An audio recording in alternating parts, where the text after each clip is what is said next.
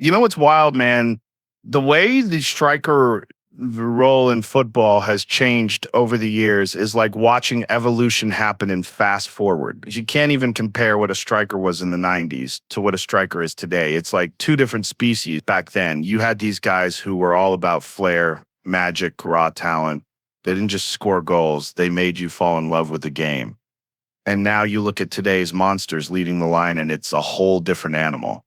These dudes are like athletes out of a Marvel movie, all science, data, and precision. And what makes it so fascinating is that every era creates a new blueprint of what greatness looks like. So when you talk about strikers, you're not just talking about goals, you're talking about culture, about how the game itself keeps rewriting the rules of what it means to be the guy up top. And the ride from legends of the past to these new machines is one of the craziest transformations in sports. So buckle in, because once you start digging into this, you'll never look at football the same way again. With speed, agility, and explosiveness that almost didn't feel human. Like he was gliding through defenders, not bulldozing them. And that was the standard of the 90s and early 2000s, where strikers were more like assassins with silk in their touch. But then football started changing, training started changing, sports science came in, and suddenly you've got this demand for forwards to not just be artists, but also athletes who could sprint, press, wrestle with defenders, and do it over 90 minutes without dropping intensity. And that's where you start to see this crazy transformation. Like now the modern striker isn't just about flair. He's basically built like a hybrid between a sprinter and a UFC fighter. Long legs, big frames, explosive bursts, and the ability to take contact, hold off two defenders, and still finish clinically. And you watch someone like Haaland, and it's almost terrifying, because he doesn't even move like a normal footballer. It's like a predator, this giant Nordic machine who can run at 35 kilometers per hour, shrug off tackles like they're nothing, finish with the calmness of a seasoned killer. And it's not accidental. This is decades of evolution in training, diet, recovery, all that micro detail stuff that didn't exist for guys like Ronaldo, who was out there playing through knee surgeries without modern rehab methods. So imagine if you dropped R9 into today's system with cryotherapy, custom nutrition, GPS tracking, and personalized strength training. The dude would be even scarier. But the point is, the position itself demanded this shift, because defenses got smarter, pressing systems got tighter, games became more intense, and you couldn't just rely on talent alone. You needed a body that could survive that grind. So where once a striker could be a magician who popped up with moments of brilliance, now he's got to be an all-terrain vehicle built for speed, power, and endurance. That's why when you see Haaland compared to someone like Ronaldo, it feels like watching two different species of the same role, one built on raw artistry and instinct, the other built on engineered efficiency and physical dominance. And it tells you how far football has pushed the human body in just a couple of decades. What's crazy about the tactical shifts in the striker role is that if you go back a couple of decades, the job was way more straightforward. Like you were basically the hitman, the guy who stayed high up the pitch, waited for the ball, and your main responsibility was to finish, almost like a sniper sitting in the shadows, and you had teams literally built around feeding that one guy. Everything funneled into the striker. But the game evolved. Pressing came, possession systems came in.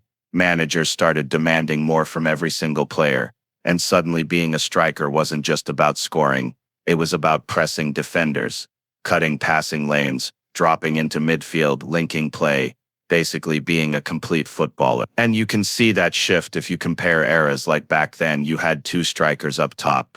Classic 4-4-2, one big man, one poacher, but now you've got these lone forwards in a 4-3-3 or 4-2-3-1. And they've got to do the work of two players while still carrying the goal-scoring burden, which is insane. And the tactical intelligence required is just next level. Like guys today have to memorize pressing triggers, know when to initiate the press, when to drop, when to run channels, and it's all mapped out by analysts and managers who study every second on video. So the striker isn't just this glamorous goal-getter anymore. He's the first line of defense. He's part of the system, and that shift changes how you evaluate greatness. Because in Ronaldo's era, you judged him by goals and magic moments, but now you look at someone like Haaland or Benzema or King, and you're thinking about their pressing stats, their link-up play, their ability to create space for wingers. It's a different grading scale. And what makes it fascinating is that this tactical evolution is directly tied to the overall speed of the game. Like football today is so intense that no one can afford a passenger, even if you're scoring goals. If you're not pressing or defending from the front, managers will bench you, and that was unheard of in the 90s. No one was benching a 30-goal striker for not pressing, but today it's standard. And that's why the striker role looks completely different. It's less selfish, more system-based, but at the same time, it still carries the ultimate responsibility. You're still judged on whether you score or not. So now you've got this paradox where the modern striker has to be a worker creator, a presser, and still be that cold-blooded finisher when the ball drops. And that shift shows you how football tactics have squeezed the role into something way more demanding than it used to be. When you look at the technical and skill set changes in strikers over the years, it's almost like watching two different sports. Because if you think about Ronaldo back in the day, that guy was a magician with the ball. The dribbling was insane, the step-overs, the bursts of acceleration. He could take on 3 or 4 defenders by himself, and strikers of that era were almost like entertainers. They had to beat their man, create chaos, and then finish. But today, you see a very different toolkit.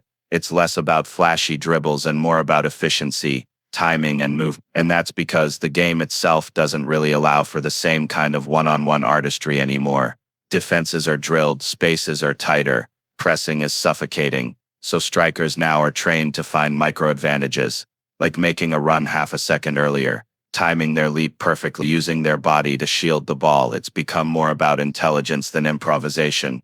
And Haaland is the perfect example because you don't really see him taking defenders on with 10 step-overs. He's not dancing around people, but his positioning, his ability to sense where the ball will land, that instinct of being in the exact right spot at the exact right time, that's his superpower. And that's a technical skill that's been refined through hours of repetition, video analysis, and training. While older strikers were more improvised, modern strikers are more system-adapted specialists. And even when you look at finishing techniques, it's changed. Ronaldo would score outrageous goals, long runs, chips, solo efforts. But today the emphasis is on high-percentage chances, inside-the-box finishes, first-time shot, and that comes from analytics driving the game, coaches teaching players to optimize their actions. So instead of wasting energy on crazy dribbles, strikers today conserve energy, pick their moments, and then explode with maximum efficiency. And at the same time, there's this layer of versatility now, where modern strikers are expected to pass, to link play, to drop deep, and create, which wasn't really demanded in the same way before. So their skill set is broader but less flashy. Like you won't see as many viral dribbling highlights, but you'll see perfect layoffs, subtle touches that create goals, intelligent pressing, and it shows how the role has shifted from artistry to functionality, from chaos to precision. And that's why when you compare someone like R9 to Haaland, it almost feels because they were built for different games. One had to be the show, the other has to be the finisher inside a machine, and both skill sets are incredible, just shaped by the demands of their era. What blows my mind about the impact of sports science and training on strikers is how it has completely redefined what's possible for the human body in football. Because if you go back a couple of decades, guys were training hard, sure, but it was nowhere near as scientific. Like you had strikers living on instinct, raw talent, and whatever conditioning the coach gave them. And then compare that to today, where every single detail of a player's life is monitored, from the food they eat to the sleep cycles, hydration levels, muscle recovery, and it's all backed by data. And the result is that modern strikers are like lab-engineered athletes, built to maximize every ounce of potential. Like someone like Haaland, this dude isn't just strong and fast because of genetics. He's been sculpted by an entire infrastructure of nutritionists, physiologists, sprint coaches, and analysts who make sure he's peaking at the right time, recovering the right way, and maintaining a body that can sustain the insane demands of modern football. And when you contrast that with someone like Ronaldo, the original one, you realize how unfair it is because R9 had none of that. He was basically relying on raw gifts and outdated recovery methods, which is why his body broke down, all those knee surgeries, all that wear and tear, and he still dominated, which is insane. But in today's environment, he probably would have had 5 or 6 more years at the top because the science would have protected him, and the training would have been tailored to his biomechanics. So it's not just about making players fitter, it's about preventing breakdowns, extending careers, and squeezing out every drop of performance. And that's why the modern striker doesn't just look different physically, he's able to perform at a higher intensity for longer stretches, which is a direct product of science, like GPS trackers that measure every heart rate, monitors that dictate when to rest, cryotherapy chambers, oxygen tents, all this stuff that sounds like something out of a sci-fi movie, but it's standard now, and it changes the way strikers play because they can push harder, press more, sustain top spin, and still recover for the next game. And that shift has turned the position into something superhuman compared to what it used to be. Like you're not just watching football anymore. You're watching these optimized athletes who are the result of years of calculated sight. And it's fascinating because it raises the bar to such an insane level that young strikers growing up now aren't just dreaming about being Ronaldo. They're stepping into academies that are training them like Formula One cars from day one. The global influence and legacy of strikers like Ronaldo and Haaland is one of those things that shows how football is way more than just a sport. It's almost like cultural DNA being passed down. Because when you think about Ronaldo, the original phenomenon, he wasn't just a guy scoring goals. He was literally inspiring millions of kids around the world to lace up boots and try step-overs in the streets. He made being a striker look like being a superhero.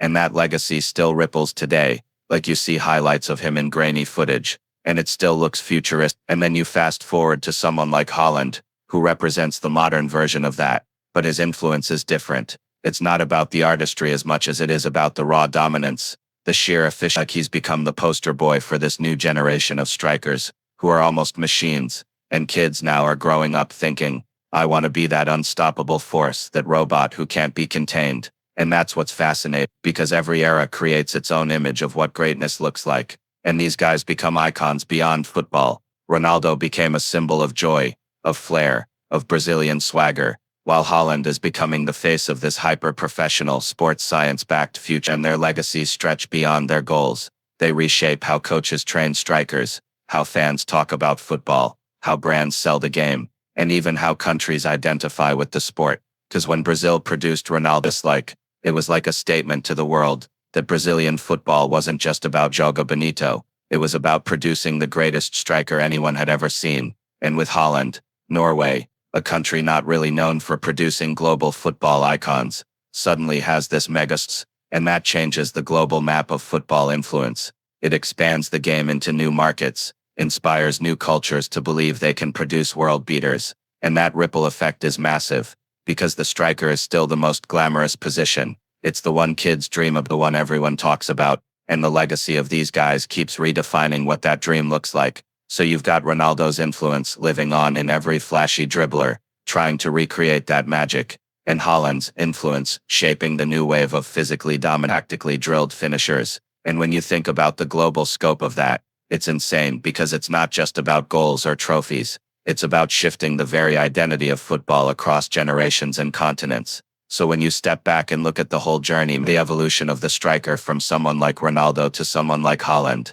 it's like you're watching the story of football itself, because Ronaldo was this raw force of nature, pure flair, instinct and magic, like watching art come alive on a football pitch. And then over time the game kept changing, the tactics tightened up, the science got sharper, the expectations grew, and now you've got guys like Haaland, who feel like they were built in a lab to survive this new era, all power, precision and efficiency. And that doesn't mean one is better than the other. It just shows you how the sport pushes the limits of what's possible, how each generation redefines greatness in its own way. And that's the beauty of it, because kids growing up get two different kinds of heroes, the artist and the machine, entertainer, and the executioner, and they both inspire in completely different ways. And to me, that's what makes football so special. It never stands still. It keeps evolving. And the striker role is the clearest example of that constant evolution. And who knows, 10 years from now we might be sitting here talking about another guy who makes Haaland look old school. That's how fast the game moves. So if you're watching this, good luck chasing your own goals. Good luck becoming whatever version of greatness you're chasing, whether that's on a pitch or in life. And thank you for riding with me through this breakdown. I appreciate you sticking around, because football, like life, is just a wild ride of constant change. And we're all lucky to watch it unfold.